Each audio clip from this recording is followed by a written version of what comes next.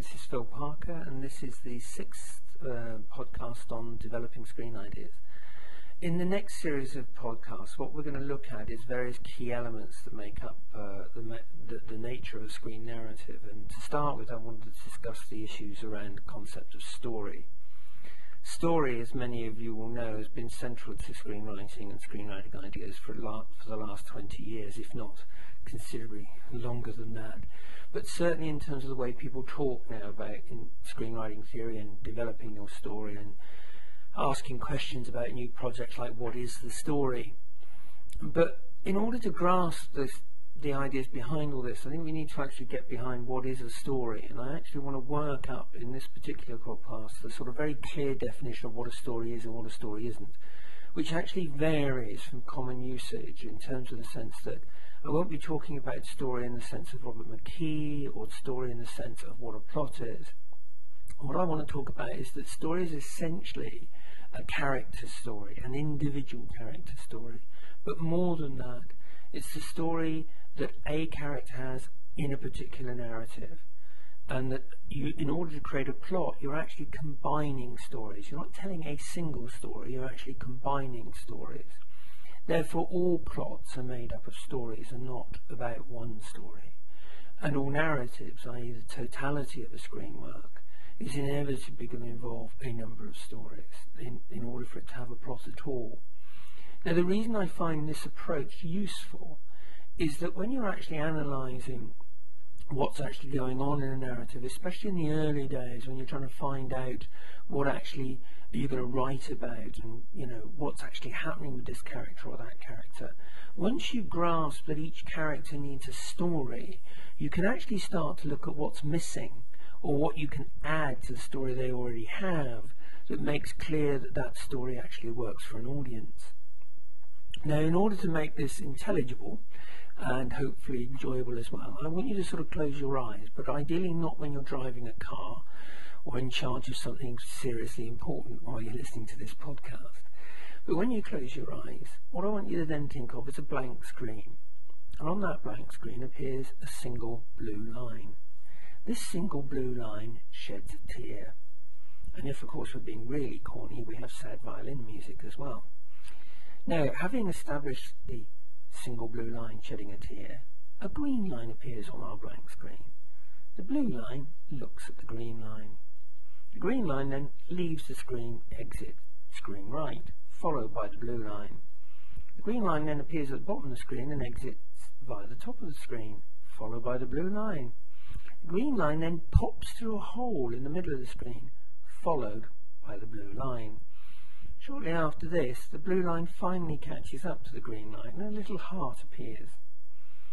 Now, it will not take an act of genius to work out that this is basically a love story or a romance story. But think about it for a moment. If you agree with that basic analysis of our blue line being lonely, spotting the green line, chasing it all over the place and eventually finding it, you've grasped the fact that in order to understand the fact that a romance story has taken place, you only needed a couple of key points and less than 30 seconds. So therefore, clearly story is actually very simple at one level. But you'd be amazed at the number of people who forget to put in the romance story that the blue line, or the character who's on the romance story, is actually lonely to start with. And of course, if they're not lonely to start with, the idea that they're going to find their true love at the end of this narrative storyline seems a bit redundant, because in fact when you send them off after the green line, they're merely on a quest, which is to catch the green line.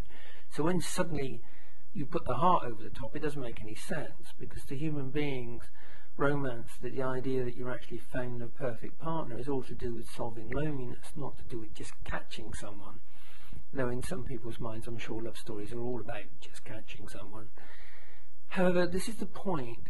You can actually tell lots of different stories using several key elements, but if you get the elements wrong, the audience won't know which story you're trying to tell.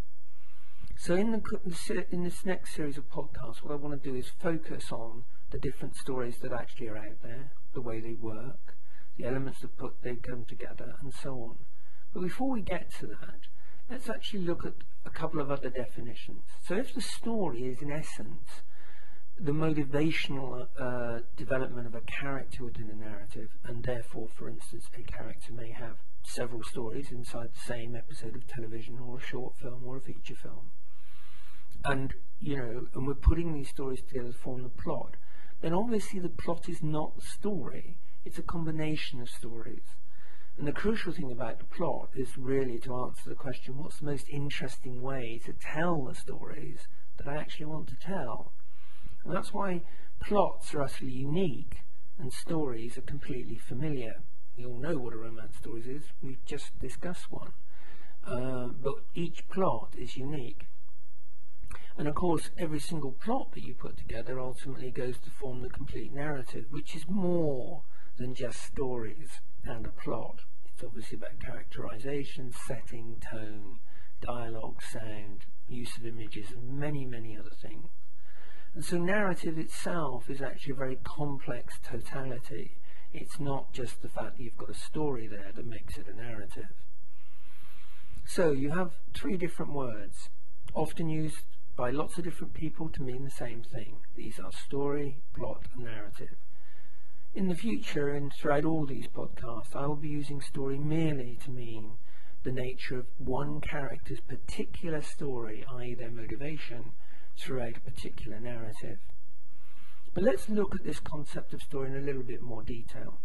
Clearly the blue line chasing the green line and the heart being at the end of it doesn't necessarily have to be told in that order. We could have started our narrative with the blue line catching up to the green line and then work backwards through the chase to the moment where the blue line actually saw the green line.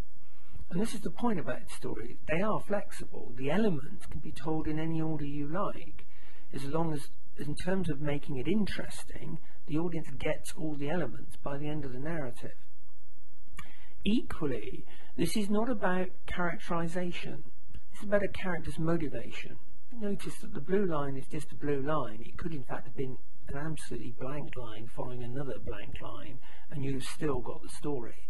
There was no dialogue used, there was no particular setting, there was no characterization as such, other than one was a blue line and a green line to help you understand the idea more clearly. And therefore, in that sense, this familiarity of story is totally graspable, but it's merely the skeleton of the work. But if you ignore it, the audience actually will get confused, and that's the easiest thing in the world to do. So for instance, if the blue line merely spots the green line, chases it through a number of hurdles and problems and gets it, in essence what you've taken on is not a romance story at all, but a quest story, which is a different type of story, and one of only, I think, 10 stories that actually exist in all of the stories we're ever going to tell, and all the ways in which we're ever going to have characters putting themselves through a plot to help us enjoy an entertaining narrative.